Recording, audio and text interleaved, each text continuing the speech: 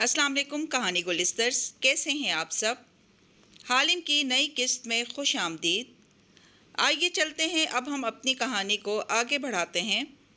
हालिम के बंगले पे अंधेरा छाया था। कॉलोनी के दूसरे घरों की बत्तियां रोशन थीं, मगर आज दातिन नहीं थी, इसलिए तालिया के पोर्च की बत्ती बुझी थी। उसने कार अंदर खड़ी की और फिर पर्स कोहनी पे टिकाए सुस्त रवि से बाहर निकली। मोबाइल पे साथ ही कुछ टाइप करते स्विच बोर्ड पे हाथ मारा तो सारा पोर्च रोशन हो गया। वो मोबाइल पे चेहरा झुकाए गेट बंद करने पीछे आई तो किसी एहसास के तहत गर्दन उठाई। गेट के अंदर की तरफ समी खड़ा था, सीने पे बाजू लपेटे, खिचड़ी बालों को पी कैप से ढांके सावली रंगत वाला समी उसको घूर रहा था। तालिया बिल्कुल ठहर के उसे देखने लगी। अगर तुम्हें लगता है कि तुम उस मोटी औरत को भेज के मुझे डरा धमका के खामोश करा दोगी तो ये तुम्हारी भूल है, वो अपनी चमकती सी आंखों से उसे घूरते हुए कह रहा था। मैं पीछे हटने वालों में से नहीं हूँ। फिर एक कदम आगे आया और सीने पे लिपटे हाथ खोल के दोनों पहलुओं पे रखे। मैं तुम्हारे माजी से वाकिफ़ हूँ, जो तुम यहाँ मरहूम अमीर बाप की बेटी बनी फिर रही हो ना, जिसको तिरके में इतनी दौलत मिल गई थी। मैं जानता हूँ कि तुम ये नहीं हो। तुम्हारे अशर महमूद के ख़ानदान में जितने चक्कर लग रहे हैं, उम्मीद है जल्द वो तुम्हें अपना हिस्सा बना लेंगे। लेकिन दांत पीस के ठहर ठहर के बोल रहा था। तालिया बिना पलक झपके उसे देखे गई। अगर उनको ये मालूम हो जाए कि तुम एक फेक हो, एक यतीम खाने से नौकरानी के तौर पे अडॉप्ट की जाने वाली लड़की, जिसको भोज की तरह उसके फोस्टर पेरेंट्स ने उतार फेंका था और जिसकी पहले ही शादी हो चुकी है मगर तलाक का कोई सबूत नहीं है, और जाने किन किन तरीक़ों से तुमने ये दौलत बनाई है। तहकीर से उसके सर से पैर तक हाथ से इशारा किया। तो वो तुम्हें फ़ौरन से दूर कर देंगे, तुम्हारी सारी इज्जत ख़त्म हो जाएगी। इसलिए बेहतर है कि तुम मुझे मेरा शेयर दो। कॉलोनी की मध्यम रोशनियों और खाली सड़क से हट के वो दोनों तालिया के गेट के अंदर आमने सामने खड़े थे।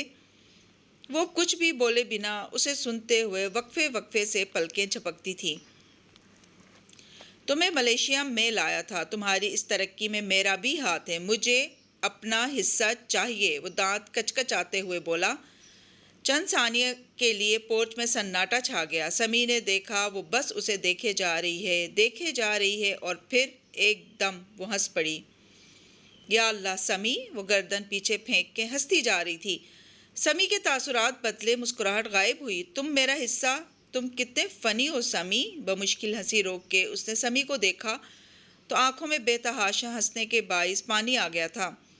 मैं तो तुम्हें भूल ही गई थी, इतना अरसा हो गया तुम्हारी शक्ल देखे। मगर या अल्लाह समी, तुम तो अभी तक वहीं हो। वो फिर से हंस दी।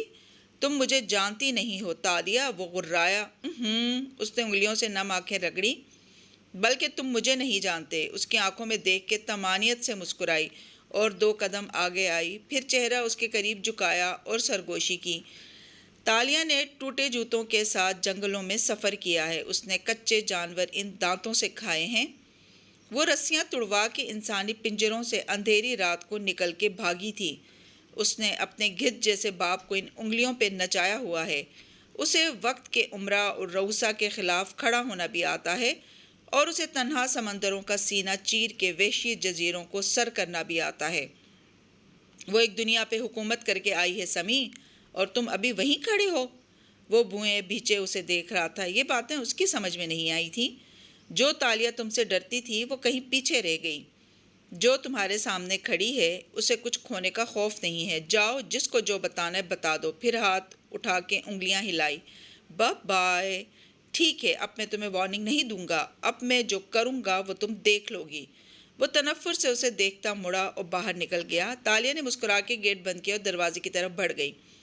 लाउंज तन्हा वीरान पड़ा था। उसने बत्तियां जलाई और बड़े सोफे पे बैठ गई। पैर मेज़ पे रख दिए और मोबाइल खोल लिया। आज आपसे ठीक से मुलाकात नहीं हो सकी, क्या हम दोबारा मिल सकते हैं? अशर का पैगाम जगमगा रहा था। श्योर अशर साहब, सुबह नाश्ते पे मिलते हैं। अशर को शायद इतनी जल्दी मस्बत जवाब की तवक्को न थी। उसने फ़ौरन से जवाब भेजा, कहाँ? सुबह बताऊंगी। उसने फ़ोन परे डाल दिया। एकदम कॉल की घंटी बजी तो उसने मुस्कुरा के फ़ोन उठाया, मगर फिर चौंकी। बजने वाला फ़ोन ये नहीं था।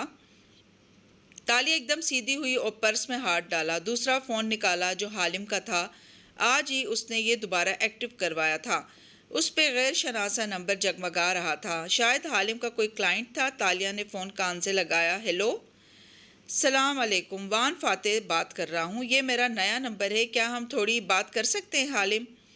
تالیہ لمحے بھر کو بالکل سن رہ گئی۔ اس سارے گورکھ دندے میں اسے ایک بات بالکل بھول گئی تھی۔ اگر وان فاتح تالیہ کی ساری اچھائیاں بھول چکا ہے تو اسے حالم کی شناخت بھی یاد نہیں رہی تھی۔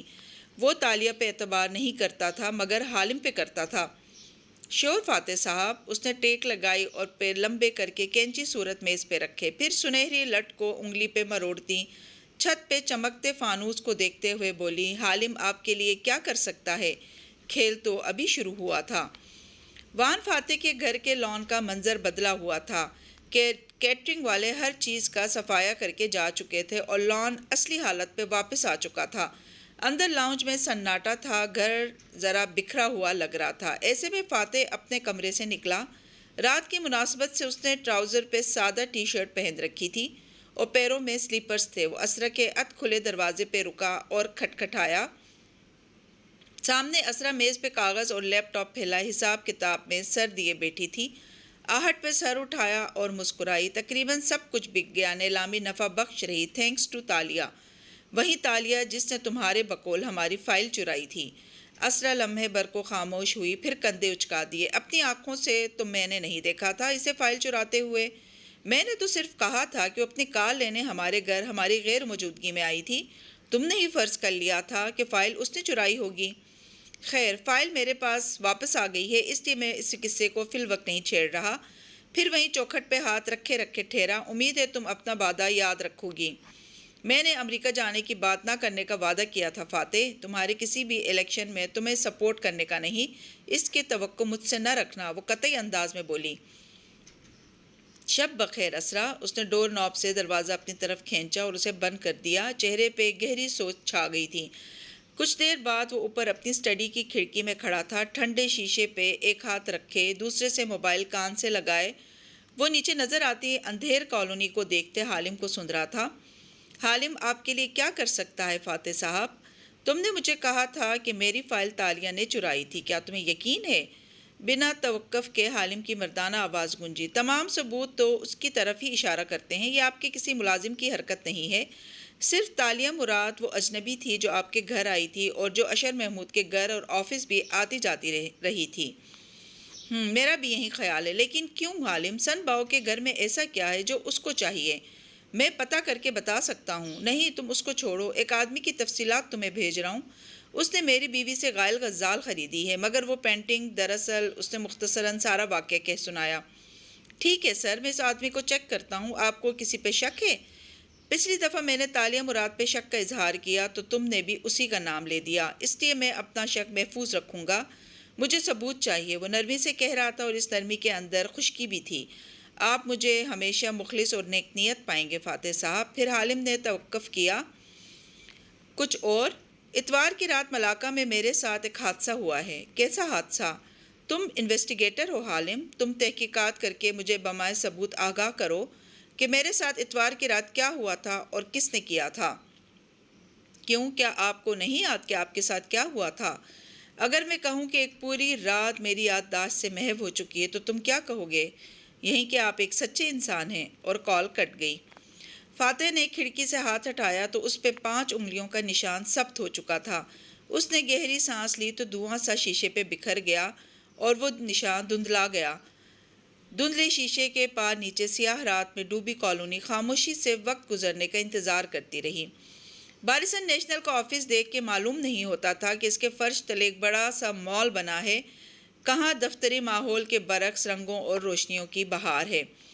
مال کی گیلریز میں شاپنگ کرتے لوگ ٹہل رہے تھے، دکانیں کھل چکی تھیں اور فوڈ کورٹ میں کھانے کی خوشبو پھیلی تھی۔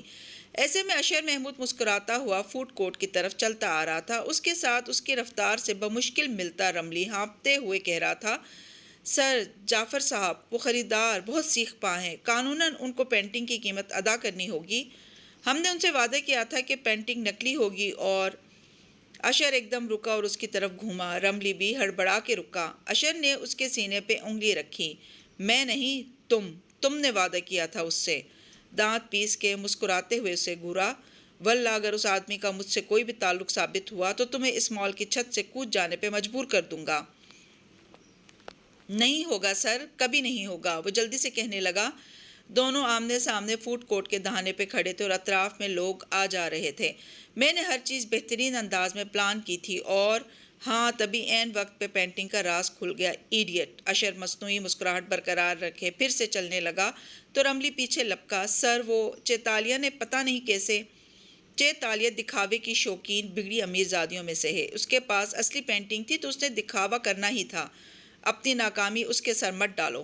پھر ہاتھ جلا کے اسے دفان ہونے کا اشارہ کیا تو رملی گہری سانس بھر کے وہیں رک گیا اور اشر آگے بڑھتا گیا۔ مسکراہٹ کو مزید گہرا کر لیا اور ٹائی کی نوٹ درست کی۔ سرمئی سوٹ اور سفید شرٹ میں وہ ہمیشہ کی طرح وجیح لگ رہا تھا۔ فوڈ کورٹ میں ایک میز پہ تالیہ بیٹھی نظر آ رہی تھی، سنہرے بالوں کا جوڑا بنائے، وہ گرے سکرٹ پہ سفید منی کوٹ پہنے، گردن میں گرے رومال کی گھرا باندھے بیٹھی کافی کے گھونٹ پی رہی تھی۔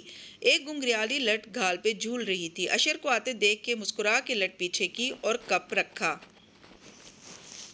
مجھے امید نہیں تھی کہ آپ کی صبح کا مطلب واقعی صبح ہوگا، وہ حشاش بشاش سا کہتا سامنے بیٹھا۔ مجھے وعدے اور دوستی دونوں کو نبھانا آتا ہے اشر صاحب، وہ مسکراتی ہوئی تازہ دم سی لگ رہی تھی۔ سب سے پہلے تالیہ، اشر نے دونوں ہاتھ اٹھا کے کہا، آپ کا بہت شکریہ، کل آپ نے ہمارے خاندان کو جس کرائسس سے بچایا۔ آبنگ بھائی نے تو ٹھیک سے شکریہ کہا نہیں ہوگا، اس لیے میں شکریہ کہنا تو درکنار، وہ تو آخر میں بھی مجھ سے خفا ہی تھے۔ اس نے اداسی سے سر جھٹکا اور کپ اٹھا لیا، پھر رکی۔ آپ کافی لیں گے؟ نہیں شکریہ، جب آپ کا ٹیکسٹ ملا میں کافی ہی پی رہا تھا۔ خیر آبنگ خفا کیوں تھے؟ کیونکہ انہوں نے اسرا کو کسی سے یہ بات کرنے سے منع کیا تھا اور میں نے آپ کو بتا دیا۔ آپ تو فیملی ہیں نا، مطلب وہ آپ کو کیوں کر اپنے دائرے سے نکال سکتے ہیں؟ اس نے خفگی سے سر جھٹکا اور گھونٹ بھرا۔ اشر مسکراتا رہا، البتہ اس کی گردن میں گلٹی سی ڈوب کے ابھری۔ انہوں نے جلد یا بدیر مجھے بتانا ہی تھا، ہم ایک فیملی ہیں۔ ظاہر ہے ان کو بتانا چاہیے تھا۔ اب اگر وہ عرب شہزادہ حقیقتاً شہزادہ نہیں تھا تو اس میں آپ کا کیا قصور؟ لیکن میں نہیں چاہتی کہ آپ کے بہنوئی اور آپ کے درمیان کوئی بدگمانی پیدا ہو۔ آپ اپنے فیس بک سے وہ تصویر اتار دیں۔ کون سی تصویر؟ وہ چونکا۔ تالیہ نے جواب میں حیرت سے اسے دیکھتے کپ نیچے رکھا۔ ارے 1 سال پہلے کی ایک سفارت خانے کی تقریب کی تصویر جس میں آپ شہزادہ جاسم کے ساتھ کھڑے نظر آ رہے ہیں اور ساتھ میں اس کا وہ مینیجر بھی ہے جو اسرا سے شہزادہ جاسم بن کے ملا اور بعد میں اس کے مالک نے کہہ دیا کہ یہ میرا کزن ہے۔ اگر فاتح صاحب نے وہ تصویر دیکھی تو وہ بدگمان ہو جائیں گے۔ حالانکہ دیکھا جائے تو آپ دن میں سینکڑوں لوگوں سے ملتے ہیں، آپ کو ہر ایک کی شکل تھوڑی یاد رہتی ہوگی۔ اشر نے بددقت مسکراہٹ قائم رکھی۔ میں نہیں جانتا آپ کس تصویر کی بات کر رہی ہیں، لیکن میں نے کچھ کیا ہی نہیں تو میں کوئی تصویر کیوں اتاروں؟ وہ پر اعتماد تھا اور آبنگ مجھے اچھی طرح جانتے ہیں، وہ کبھی میرے لیے اتنا برا نہیں سوچ سکتے۔ اوہ پھر میں مطمئن ہوں۔ پھر جیسے یاد آیا، شاید وہ تصویر آپ کے نہیں کسی ٹورزم کے پیج پہ دیکھی تھی میں نے۔ خیر جانے دیں۔ ارد گرد ٹہلتے لوگ، مال کی رونقیں، اشر کو اپنے اور اس کے درمیان پھیلے تناؤ میں کچھ یاد نہیں رہا تھا۔ وہ جبراً ہنوز مسکرائے جا رہا تھا۔ خیر آپ مجھ سے کیوں ملنا چاہتے تھے؟ وہ معصومیت سے بولی تو اشر نے اطراف میں دیکھا۔ تھوڑی دیر قبل میں شاید کہتا کہ ناشتے کے لیے، یہاں کارنر والا ریستوران میرا پسندیدہ ہے، مگر آپ شاید ناشتے کی بجائے بات چیت کرنا چاہیں گی، تو کیوں نہ آپ بتائیں چیتالیہ کہ کل رات والے آپ کے احسان کے بدلے میں کیا کر سکتا ہوں آپ کے لیے؟ وہ اس کی آنکھوں میں جھانک کے پوچھ رہا تھا۔ وہ دونوں جانتے تھے کہ وہ کل رات والے احسان کی نہیں، اس تصویر کو فاتح کو نہ دکھانے کی بات کر رہا تھا۔ میرے پاس دولت، مقام، جائیداد سب ہے اشر صاحب، لیکن ہاں ایک چیز ہے جو آپ مجھے دلوا سکتے ہیں۔ وہ کونیا میز پہ جمع آگے ہوئی۔ حکم کیجئے۔ مجھے باریسن نیشنل، ابرو سے چھت کی طرف اشارہ کیا۔ مال کی چھت سے اوپر ایک فلور باریسن نیشنل کا ہیڈ آفس تھا۔ میں جاب چاہیے۔ جاب؟ واقعی؟ اس نے تعجب سے ابرو اچکائے۔ آخری دفعہ جب ہم میرے آفس میں ملے تھے تو آپ نے کہا تھا آپ کو سیاست میں کوئی دلچسپی نہیں۔ اس بات کو ایک زمانہ بیت گیا ہے، 6 دن بھی نہیں گزرے تالیہ۔ خیر میں سمجھ سکتا ہوں، آپ سوشل ورک کی شوقین ہیں اور آپ کو لگتا ہے کہ آپ سیاسی پارٹی میں یہ کام کر سکتی ہیں۔ اچھی سوچ ہے، مگر یہ یاد رکھیے گا کہ سیاسی پارٹی میں کام کرنے پہ آپ کو ملے گا کچھ نہیں۔ تو آپ کیوں کرتے ہیں؟ کیونکہ صرف 2 عہدے ایسے ہیں جو پے بیک کرتے ہیں، ایک سیاست دان ہونا یا دوسرا کسی سیاست دان کا کنگ میکر ہونا۔ ایک میں ہوں اور ایک میں رہ چکا ہوں، اس کے علاوہ تمام جابز بیکار ہیں۔ تو کوئی بیکار جاب ہی دلوا دے آپ مجھے، کوئی اعلیٰ عہدہ۔ اس نے کافی پیتے ہوئے شانے اچکائے۔ اشر نے تھوڑی کو ناخن سے رگڑتے سوچا، فائنانس ڈپارٹمنٹ میں یا میڈیا اسٹریٹجی کمیٹی میں آپ کو بہت اچھی جاب مل سکتی ہے۔ آپ کو میڈیا اسٹریٹجی میں ہونا چاہیے، سیلری بھی اچھی ہوگی اور جاب بھی اسٹیٹس والی ہے۔ آپ سی وی لائی ہیں؟ جی بالکل۔ اس نے پرس کی طرف اشارہ کیا۔ اوکے تو پھر میرے ساتھ اوپر آئیں، وہ اٹھتے ہوئے بولا، ساتھ ہی کوٹ کا بٹن بند کیا۔ مگر امید ہے ایک بات آپ کو اچھی طرح معلوم ہوگی کہ میں بارسن نیشنل میں کسی کو جاب نہیں دے سکتا، میں صرف سفارش کر سکتا ہوں۔ میں جانتی ہوں۔ وہ بھی مسکرا کے پرس اٹھاتے ہوئے کھڑی ہوئی۔ اگر کوئی آؤٹ آف دی وے جا کر مجھے ایک اچھی پوسٹ پہ ہائر کر سکتا ہے تو وہ وان فاتح ہے، اور میں چاہتی ہوں کہ آپ میری سفارش کریں تاکہ وہ انکار نہ کر سکے۔ اس کا انداز قطعی اور حتمی تھا۔ شور آبنگ آفس میں ہوں گے، چلیں ان سے ابھی بات کر لیتے ہیں۔ وہ فوراً تیار ہو گیا تھا۔ اسے فاتح کے آفس میں صرف اشر کی سفارش سے جاب مل سکتی تھی، اس لیے وہ نہیں چاہتی تھی کہ فاتح یہ جان پائے کہ اشر نے غائل غزال والی حرکت کی تھی۔ اشر محمود اس بات کو بخوبی سمجھ رہا تھا اور پہلی دفعہ اس کی رائے تالیہ کے بارے میں بدل رہی تھی۔ مرغی آج صبح سے ہی مسلسل کٹکٹا رہی تھی۔ چوزے چوں چوں کرتے باغیچے میں بھاگتے پھر رہے تھے۔ بلی نے صبح حملے کی کوشش کی تو ایڈم کی ماں نوکیلی تار لے آئی اور چھوٹی دیواروں کی منڈیر پہ لگانے لگی۔ اسکارف لپیٹے، آستین چڑھائے ایبو ٹھنڈی میٹھی دھوپ میں کھڑی تار لگا رہی تھی۔ دفتن کسی احساس کے تحت پیچھے دیکھا تو ایڈم کو برآمدے کے سٹیپ پہ بیٹھے پایا۔ وہ نوٹ پیڈ گھٹنوں پہ رکھے، قلم کا کنارہ لبوں پہ دبائے دور افق کو دیکھ رہا تھا۔ ابھی تک شب خوابی کی رف ٹی شرٹ پہن رکھی تھی۔ کیا لکھ رہے ہو؟ اپنے ارد گرد کے ماحول کا گہرے مشاہدہ کر کے کچھ لکھنا چاہتا ہوں، سوچ رہا ہوں کیا لکھوں۔ اصلی لکھاری لوگوں کو قلم اور کاغذ اٹھانے سے پہلے معلوم ہوتا ہے کہ انہوں نے کیا لکھنا ہے۔ اگر وہ خالی کاغذ کو گھوریں تو یا ان کا موڈ نہیں یا وہ لکھاری نہیں۔ اور تمہیں لکھاریوں کے بارے میں اتنا کیسے معلوم ہے بو؟ تمہارے تایا کسی زمانے میں شاعری کرتے تھے، ان کی چائے قہوے بناتے بناتے اتنی سمجھ تو آ ہی گئی تھی۔ وہ اس کی طرف پشت کیے تار لپیٹ رہی تھی۔ ایڈم نے سست روی سے ہاتھ کی پشت سے جمائی روکی، پھر اداسی سے دور آسمان کو دیکھنے لگا۔ کہانی لکھنا چاہ رہا ہوں ایبو۔ یہ تمہیں لکھنے کا شوق کب سے ہو گیا؟ جب سے ملاکا گیا ہوں تب سے۔ میں دیکھ رہی ہوں ایڈم، جب سے واپس آئے ہو بدلے بدلے لگ رہے ہو، کوئی بات ہے کیا؟ وہ میخ کے ساتھ تار کو لپیٹ کے گھرا باندھتے ہوئے بولی۔ نہیں، میں تو ویسا ہی ہوں۔ اس نے نظریں چراتے ہوئے کندھے اچکائے۔ مرغی کٹکٹاتی ہوئی اس کے قدموں کے قریب آ کھڑی ہوئی، چوزوں کا غول بھی پیچھے لپکا۔ پھر اس لکھنے کے شوق کو چھوڑو اور نوکری تلاش کرو۔ بغیر نوکری کے فاطمہ کے گھر والے شادی نہیں کریں گے ایڈم، اور شادی میں صرف 2 ماہ رہتے ہیں۔ پیسے آ جائیں گے ماں بہت جلد۔ اس نے بے پرواہی سے کہا، پیڈ پہ جھک گیا، قلم کھولا اور الفاظ اتارنے لگا۔ ایبو نے تار کا آخری سرا باندھا اور پھر ستائش سے اسے دیکھا۔ دیوار کی منڈیر پہ سرحدی علاقے جیسی گول گول تار لگ چکی تھی۔ اب بلی کوئی جسارت کر کے تو دکھائے ایبو۔ ایڈم کا دماغ بھٹکنے لگا تو اسے پکارا۔ وہ مڑ کے اسے دیکھنے لگی۔ نکھری دھوپ میں برآمدے کی سیڑھیوں پہ بیٹھا ایڈم بن محمد غمزدہ لگ رہا تھا، کسی اور کے لیے غمزدہ۔ اگر کوئی انسان کسی دوسرے کو بھول جائے، ایسے بھول جائے جیسے یادداشت کھو جاتی ہے، جیسے سمندر میں جہاز ڈوب جاتا ہے، اور دوسرا انسان مسلسل تکلیف میں ہو، تو اس دوسرے کو کیا نصیحت کرنی چاہیے؟ دوسرا تکلیف میں کیوں ہے؟ ایبو اس کے سامنے آ رکی اور غور سے اس کے چہرے کو دیکھا۔ دوسرے کو پہلے سے محبت تھی اور اب اس کی بے اعتنائی اس کے لیے تکلیف بن رہی ہے۔ اور تیسرا کیا چاہتا ہے؟ ایڈم نے چونک کے اس کو دیکھا۔ وہ تیز دھوپ میں کھڑی تھی اس لیے اس کا چہرہ واضح دکھائی نہ دیتا تھا۔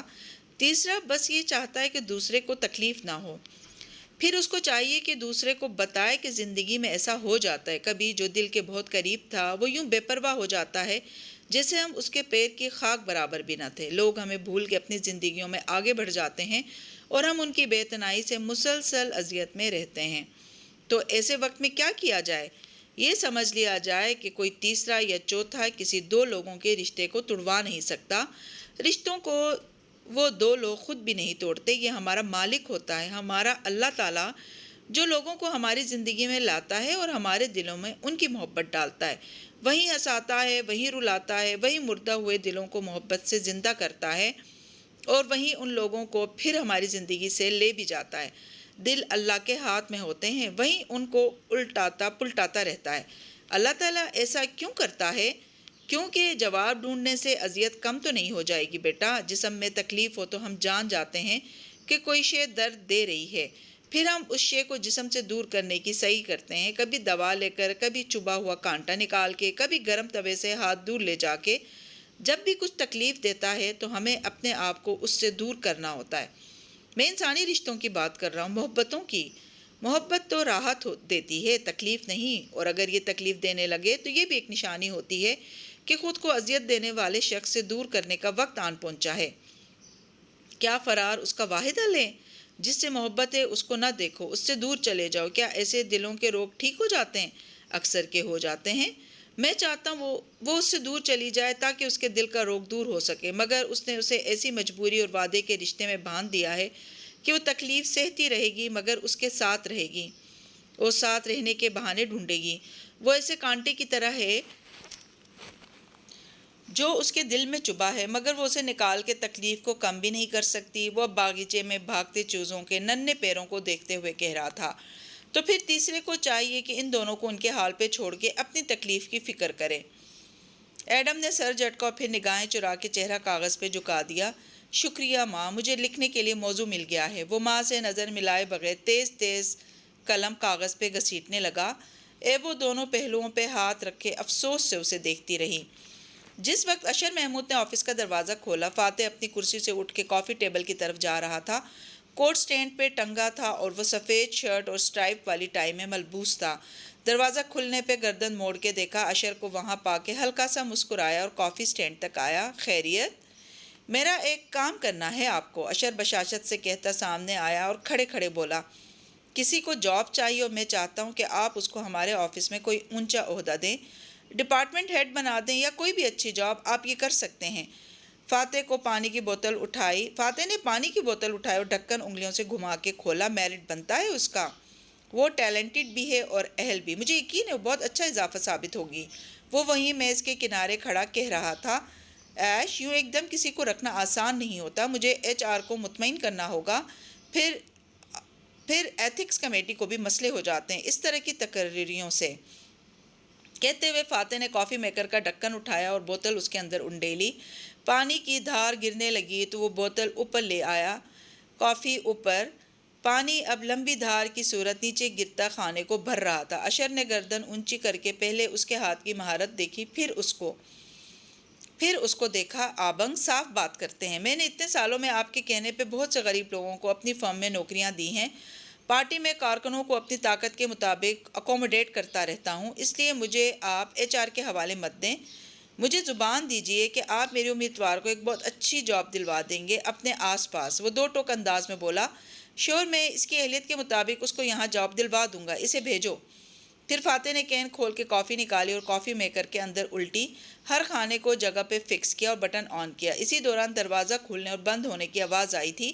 وہ بوتل اور فلٹر پیپرز کو اپنی جگہ پہ سیٹ کر کے اسی بے نیازی سے مڑا تو دیکھا اشر کے ساتھ وہاں تالیہ کھڑی تھی، گردن میں رومال کی گرہ لگائے، سنہرے بالوں کو جوڑے میں سمیٹے۔ وہ سادگی سے کبھی اس کو دیکھتی کبھی اشر کو، فائل سینے سے لگا رکھی تھی۔ وان فاتح نے دونوں ابرو اٹھا کے اسے دیکھا۔ سیریسلی؟ پھر جیسے تعجب سے سر جھٹک کے ہنسا۔ تالیہ، آبنگ نے مجھے زبان دی ہے کہ وہ تمہیں اپنے قریب بہت اچھی جاب دلوا دیں گے۔ ساتھ ہی اشر نے کلائی پہ بندی گھڑی دیکھی تو فاتح نے ہاتھ سے اشارہ کیا، ٹھیک ہے تم جاؤ، اور تاشا تم بیٹھو۔ اشر نے جانے سے قبل اس کی آنکھوں میں دیکھ کے یاد دہانی کروائی، جیسے کہہ رہا ہو، آبنگ آپ یہ ضرور کریں گے کیونکہ میں بھی آپ کے کام کرتا رہتا ہوں۔ فاتح نے خاموشی سے اس بات میں سر کو جنبش دی۔ وہ دونوں کمرے میں تنہا رہ گئے تو تالیہ کرسی پہ بیٹھی اور فائل سامنے رکھی، کندھے اور گردن سیدھی رکھے۔ اب وہ خود اعتمادی سے فاتح کو دیکھ رہی تھی۔ تو تمہیں بی این بارسن نیشنل میں اچھی جاب چاہیے؟ اینک لگاتے ہوئے سامنے کرسی پہ بیٹھا اور فائل اٹھا کے کھولی۔ انداز پروفیشنل ہو گیا۔ رات والے واقعے کا کوئی حوالہ نہیں دیا؟ جی سر۔ وہ اس کے کاغذات کو پڑھ رہا تھا۔ کونے میں رکھے کافی میکر سے پانی ابلنے کی آواز آنے لگی تھی۔ ماسٹرز میں تم نے پولیٹیکل سائنس یا آئی آر یا سوشیالوجی نہیں پڑھی، لیکن کوئی بات نہیں، اس نے صفحہ پلٹایا، تمہارے مارکس اچھے تھے۔ لاہور سے کیا تھا تم نے ماسٹرز؟ وہ خود کلامی کے انداز میں کہہ رہا تھا، کیل سے تم نے چند آرٹ کورسز کیے ہیں، پینٹنگز اور مجسمے بنا سکتی ہو، رائفل شوٹنگ کا کورس، جمناسٹک، پانی ابلنے کی آواز بلند ہوئی تو کافی کی مہک اس کے نتنوں سے ٹکرانے لگی۔ وہ خاموشی سے اس کو اپنی فائل پڑھتے دیکھے گئی۔ سی وی اتنی متاثر کن نہیں ہے تمہاری، لیکن اشر سے وعدہ کیا ہے میں نے۔ اب اس نے واپس پہلا صفحہ پلٹایا اور رک کے اس کا نام پڑھا، تالیہ مراد بنت مراد راجہ۔ پھر اینک کے اوپر سے آنکھیں اٹھا کے اسے دیکھا اور مسکرایا۔ تمہارے دادا کو بھی تمہاری طرح تاریخ سے دلچسپی تھی کیا؟ کیونکہ انہوں نے اپنے بیٹے کا نام ملاکہ سلطنت کے ایک بندہارا کے نام پہ رکھا ہے۔ تالیہ کی گردن میں گلٹی سی ڈوب کے ابری، مگر تاثرات ہموار رہے۔ مراد راجہ صرف سلطان مرسل شاہ کے بندہارا کا نام نہیں تھا، یہ عام سا نام ہے۔ پھر توقف کیا، اور ویسے بھی بندہارا مراد راجہ اتنا مشہور نہیں کہ اس کے نام کے اوپر لوگوں کے نام رکھے جائیں۔ آواز تلخ ہو گئی، اندر جیسے اپنے باپ کے لیے غصہ ابلنے لگا۔ مشہور ہونے کی بات نہیں ہوتی تاشا، مراد راجہ تاریخ کا ایک عظیم کردار تھا، اور اس کو میرا خیال ہے لوگ مس انڈرسٹینڈ کرتے آئے ہیں۔ وہ ایک اچھا اور آنریبل آدمی تھا، مگر ہماری سوشلائٹ لڑکیوں کو تاریخ کی گہرائی میں جانے کا شوق نہیں ہوتا، افسوس۔ فاتح کی نظریں فائل پہ جھک گئیں تو وہ بہت ضبط سے بولی، تاریخ ویسی نہیں ہوتی جیسی مورخ قلم بند کرتے ہیں۔ مگر وہ نہیں سن رہا تھا۔ تمہارے والد حیات ہیں؟ پھر یاد آیا، اوہ رائٹ، ان کی وفات ہو چکی ہے، جس کے بعد تمہیں یہ سب ترکے میں ملا تھا۔ اسرا نے بتایا تھا۔ خیر کیا کرتے تھے وہ سیاست دان تھے، بہت دانا، بہت زیرک انسان تھے، اور ان کی وفات نہیں ہوئی۔ فاتح نے چونک کے اسے دیکھا۔ وہ سادگی سے کہہ رہی تھی، جب آخری دفعہ میں نے انہیں دیکھا تھا تو وہ زندہ تھے اور صحیح سلامت تھے۔ ہاں، اب ان کی قبر بھی ہے، اور وقت کی دھول میں وہ قبر ملیا میٹ ہو چکی ہوگی، مگر میرے لیے وہ ابھی بھی زندہ ہیں۔ How nice. اس نے بغیر اصل لیے صفحہ پلٹایا، پھر کچھ پڑھ کر چونک کے اسے اینک کے اوپر سے دیکھا۔ Marital status? میرڈ؟ تو تم شادی شدہ ہو؟ پھر ہم ابھی تک تمہارے شوہر سے کیوں نہیں ملے؟ فائل بند کرتے ہوئے اینک اتار کے رکھی اور پیچھے کو ٹیک لگائی۔ تالیہ مراد کے اندر تک کانٹے سے چبھ گئے۔ تکلیف بہت زیادہ تھی۔ میں اور میرے شوہر ہم ساتھ نہیں رہتے۔ وہ اس کی آنکھوں میں دیکھ کے کہنے لگی، وہاں کوئی جذبہ، کوئی بے چینی، کچھ نہ تھا۔ یادوں کے ساتھ احساس بھی مر گئے تھے۔ کیوں؟ اس نے تعجب سے ابرو اکھٹے کیے۔ ہم ایک لمبے سفر سے لوٹے تو میں نے جانا کہ وہ واپس نہیں آیا۔ وہ ایک دوسرے سفر پہ نکل گیا۔ شاید خود غرض تھا، شاید مجھے پروٹیکٹ کرنا چاہتا تھا۔ ساتھ بھی نہیں رہا اور چھوڑا بھی نہیں۔ اب اس کے آگے اونچی منزلیں ہیں اور میں چاہتی ہوں کہ وہ ان کو پالے۔ کرسی پہ ٹیک لگائے، گال تلے انگلی رکھے بیٹھے فاتح نے سوچنے والے انداز میں پوچھا، واپس آئے گا کیا؟ وہ مسکرائی اور آگے کو جھک کر اس کی آنکھوں میں جھانکا۔ میں تالیہ بنت مراد راجہ ہوں۔ اگر وہ خود سے واپس نہ آیا تو اس کو گردن سے دبوچ کے واپس کھینچ لاؤں گی، پھر چاہے مجھے کسی کی قبر بنانی پڑے یا پرانی قبر کھودنی پڑے۔ ایک بات تو طے ہے کہ تالیہ کی ہمت نہیں ٹوٹے گی۔ اوکے کول، خیر۔ بارسن نیشنل میں کیوں کام کرنا چاہتی ہوں، حالانکہ تم جانتی ہو میں تمہیں بالکل پسند نہیں کرتا۔ ابلتی کافی قطرہ قطرہ جگ میں گر رہی تھی اور اس کی کڑوی خوشبو سارے آفس میں پھیل چکی تھی۔ میں چاہتا ہوں وہ میرے ساتھ رہے، کیونکہ اسے میری اور مجھے اس کی ضرورت ہے۔ 4 ماہ قبل میں تالیہ کو ایک بد دیانت اور سطحی سوشلائٹ کے طور پہ جانتا تھا، جس نے میری فائل چرائی تھی۔ اگر چیزیں واپس اسی مقام پہ پہنچ جائیں تب بھی یہی چاہوں گا کہ وہ میرے ساتھ رہے۔ بھلے میں اسے ناپسند کروں، اسے دھتکاروں، مگر میں چاہتا ہوں کہ وہ تب بھی میرے ساتھ رہے۔ امید ہے اسے وعدے نبھانے آتے ہوں گے۔ اس نے بڑی ہی کڑوی مہک اندر اتاری، مسکرا کے گویا ہوئی، آپ کے ساتھ کام کرنا میری سی وی کو 4 چاند لگا دے گا۔ کچھ عرصے کی جاب سے مجھے مستقبل میں بہتر جابز مل جائیں گی، اور میں ایک اعلیٰ عہدہ اس لیے بھی چاہتی ہوں کیونکہ مجھے لیڈ کرنے کی عادت ہے، لیڈ ہونے کی نہیں۔ مجھے باس لیڈی بن کے حکم چلانا اچھا لگتا ہے۔ میرا خیال ہے میں ماتحتی کرنے کے بجائے ایک اچھی پروجیکٹ ہیڈ بن سکتی ہوں۔ مجھے سیاست کی سمجھ بوجھ بھی ہے اور مجھے عالمی سیاست سے دلچسپی بھی ہے۔ آپ مجھے کام دیں، میں ہر کام کر سکتی ہوں۔ اعلیٰ عہدے کا مطلب ہے کام کا بہت زیادہ بوجھ، اور جہاں تک میں اپنے معاشرے کو جانتا ہوں، نازک سوشلائٹس دن کے 12 بجے اٹھتی ہیں اور ان کی ساری زندگی شام کو ہونے والی پارٹی کا گاؤن منتخب کرنے تک محدود رہتی ہے۔ اگر میں تمہیں کوئی بہت بڑا عہدہ دے بھی دوں تو کیا تم کام کر لو گی؟ وہ سنجیدہ تھا۔ کافی ابل کے جھگ کو بھر چکی تھی اور پھر مشین ٹھنڈی پڑ گئی تھی۔ میرا آپ سے وعدہ ہے کہ آپ مجھے جو کام جب بھی اور جتنا بھی دیں گے، میں بغیر شکایت کے اسے مکمل کر کے دوں گی۔ میں سب کر سکتی ہوں، آپ جلد جان جائیں گے۔ تمہارے کوئی سوشل ورک، لوگوں کی بہبود وغیرہ کے عزائم نہیں ہیں؟ میں جھوٹ نہیں بولوں گی، گو کہ مجھے بہت اچھی سیاسی سمجھ بوجھ ہے، مگر میں یہ نہیں کہوں گی کہ میں بی این میں اس لیے آنا چاہتی ہوں کہ ملیشیا جیسے ایک تیسری دنیا کے ملک کو دنیا کا بہترین ملک بنا دوں وغیرہ وغیرہ۔ یا پھر تیسری دنیا کیا ہوتی ہے تاشا؟ اس نے ایک دم پوچھا تو وہ بولتے بولتے رکی، ابرو بچ کے پوچھا، سوری، تیسری دنیا کا ملک ہونے کا کیا مطلب ہوتا ہے؟ وہ کہتے ہوئے کھڑا ہوا، کرسی دھکیلی اور کافی ٹیبل تک گیا۔ ترقی پذیر ملک، گو کہ ملیشیا اب ایسا نہیں ہے، مگر میری بات کا مطلب تھا کہ سرد جنگ، ایک بہت طویل جنگ تھی جو ہماری دنیا میں ہوئی تھی۔ یہ دراصل جنگ نہیں تھی، بس امریکہ اور روس کے درمیان ایک تناؤ، ایک تلخی تھی کہ کس کا نظام بہتر ہے، امریکہ کا کیپٹلزم یا روس کا کمیونزم۔ وہ کیبنٹ کھول کے کافی کا مگ نکالتے ہوئے کہہ رہا تھا۔ تالیہ کرسی پہ ترچھی ہو کے اسے دیکھنے لگی۔ ایک طرف مغربی بلاک تھا امریکہ اور نیٹو ممالک کا، دوسری طرف مشرقی بلاک تھا سوویت یونین، روس اور اس کے اتحادیوں کا۔ کئی سال یہ دونوں بلاک اپنے نظام کو بہتر ثابت کرنے کی کوشش میں لگے رہے۔ اس نے کافی میکر کے اندر سے گرم جگ نکالا اور مگ میں اسے انڈیلا۔ جن ممالک نے اس جنگ میں امریکہ کا ساتھ دیا ان کو پہلی دنیا کے ممالک کہا جاتا تھا، جنہوں نے روس کا ساتھ دیا وہ دوسری دنیا کے ممالک کہلائے، اور اس نے جگ کو مگ سے 2-3 فٹ اوپر اٹھا دیا۔ لمبی سی سیاہ دھار نیچے گرتی دکھائی دے رہی تھی۔ تالیہ کی نظریں اس دھار پہ جم سی گئی، اندر ہی اندر کچھ ڈوب کے ابھرا تھا۔ بولا، ابوالخیر کا بہترین غلام قہوے کو دھار کی صورت پیالے میں بھرا کرتا تھا، اور جو ممالک نیوٹرل رہے، انہوں نے کسی کا ساتھ نہ دیا، ان کو تیسری دنیا کے ممالک کہا جاتا تھا۔ اس نے جگ رکھا اور مگ اٹھائے کرسی تک واپس آیا، سیٹ سنبھالی اور اس کے سامنے بیٹھتے مسکرا کے اسے دیکھا۔ آج لوگ غلط علام انداز میں تیسری دنیا کے ممالک سے مراد غریب ترقی پذیر ممالک لیتے ہیں، حالانکہ یہ کوئی تحقیر آمیز اصطلاح نہیں تھی، مگر اب لوگوں نے اس کا مطلب بدل دیا ہے۔ جیسا کہ میں ہمیشہ کہتا ہوں، آرٹ اور تاریخ کو کمرشل فائدے کے لیے استعمال کرنا الگ چیز ہے، اور اس میں دلچسپی لے کر اس سے کچھ سیکھنا الگ چیز ہے، اور اس میں دلچسپی لے کر اس سے کچھ سیکھنا الگ۔ پھر گھونٹ بھر کے مگ میز پہ رکھا اور اسی جتاتی مسکراہٹ سے اسے دیکھا۔ سیاسی سمجھ بوجھ رکھنے والوں کو سرد جنگ کے بلاکس کے بارے میں عموماً معلوم ہوا کرتا ہے، مگر خیر، تم یہاں کام کرو گی تو سیکھ جاؤ گے۔ پھر اس کی فائل اس کی طرف دھکیلی، تم سوموار سے جوائن کر سکتی ہو۔ اس کی ساری کڑواہٹ کو پی کے وہ سپاٹ سا مسکرائی اور فائل لیے اٹھی۔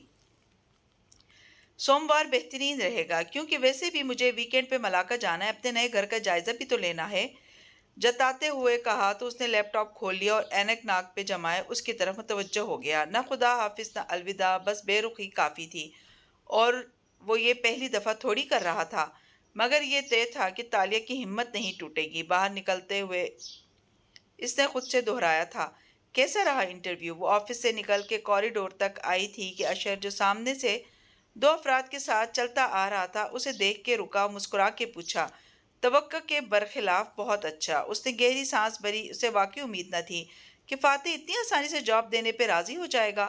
اشر کو الوداع کہہ کے وہ راہداری کے دہانے تک آئی تو کونے میں اس کی طرف پشت کیے کھڑے آدمی نے ایک دم رخ موڑا۔